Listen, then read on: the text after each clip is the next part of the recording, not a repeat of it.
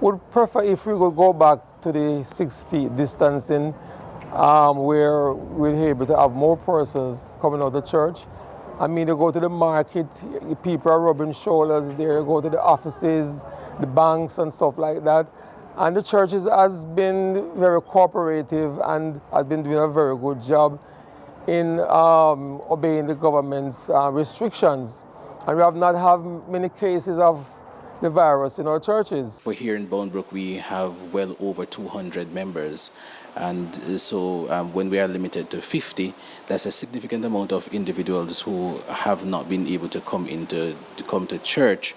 And so we are happy that it has moved from 30 to 50, but we would have loved to have had a greater leverage of individuals coming into the worship space. For prior to this, we could have our online gospel campaign, but now the Prime Minister said no crusade.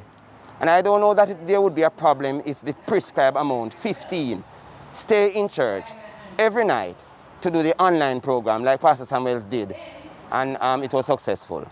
So I don't know if he could rethink or relook at that aspect of it. My list is over there, and if you send my list, you'll see we don't add to the list more than 50.